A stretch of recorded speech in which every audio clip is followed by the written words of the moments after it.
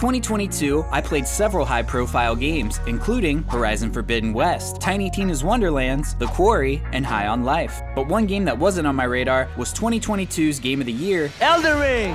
Hey, it's me, Snow, and I wanted to share my first experience playing a Souls game, why I was hesitant, my thoughts when I first started, and a summary of my overall experience. Now, the reason I never played any of the Souls games was because when I would see videos of the combat, it just didn't appeal to me. The camera seemed awkward, movements and animations from the enemies, bosses, and your character just looked stiff.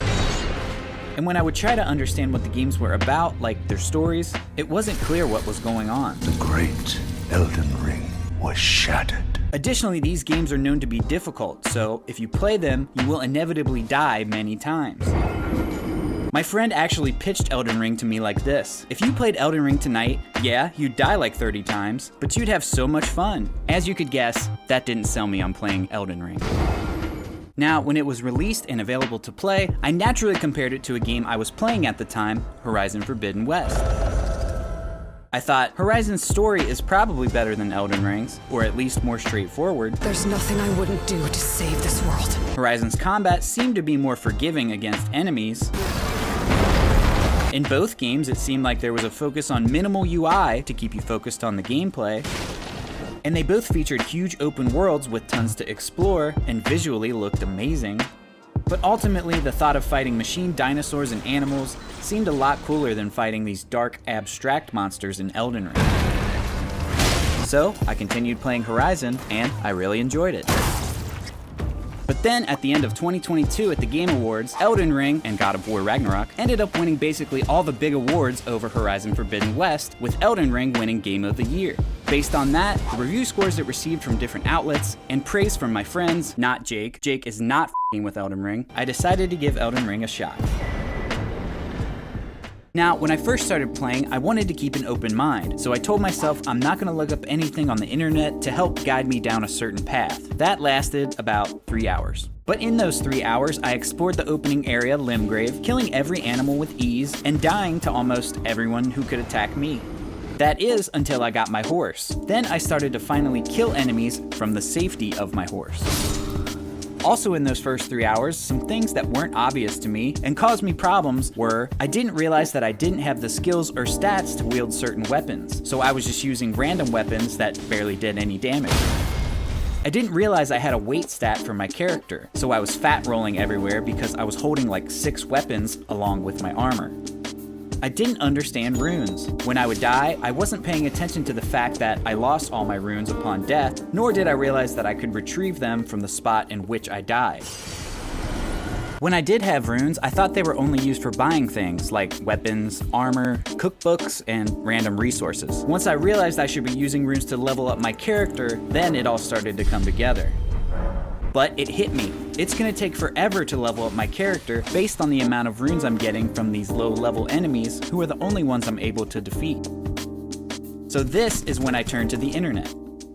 And what I searched for was what skills should I level up, because the names of the skills weren't obvious to me what each was for. Which is when I found out that, as a beginner, I chose potentially one of the more difficult characters to start with, the Bandit. But the videos I watched and articles I read reassured me that wasn't an issue and that I could still become powerful. And to do so, I should travel to an area in the game where I'm underleveled and start hacking away at a huge sleeping dragon, which would net me a ton of runes to quickly level up.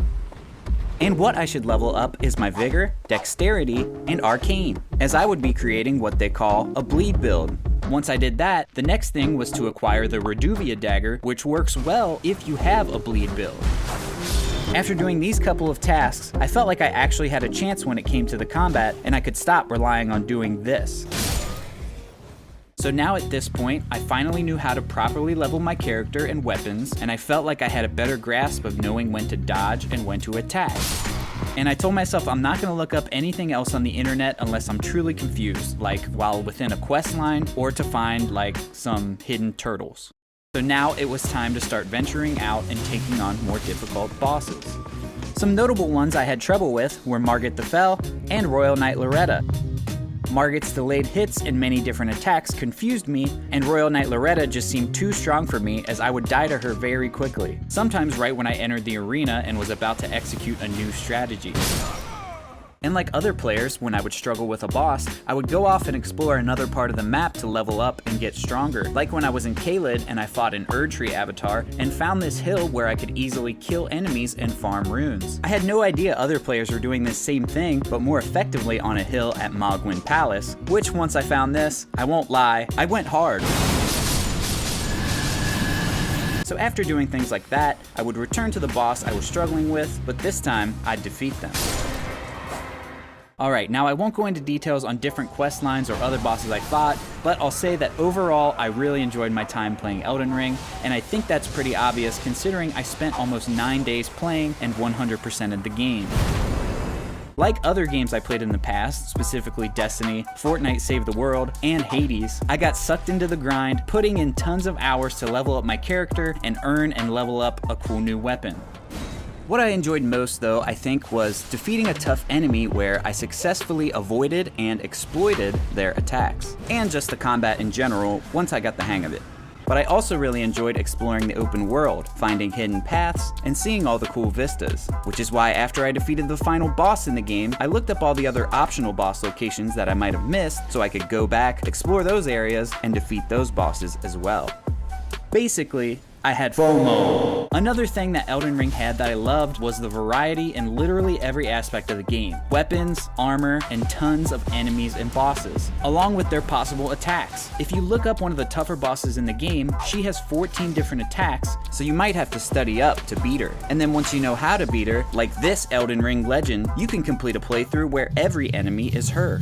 And lastly, another great thing about this game was that because it's so focused on discovering and experiencing things on your own, it made talking about it with friends and other people so much more enjoyable because they had completely different experiences than me.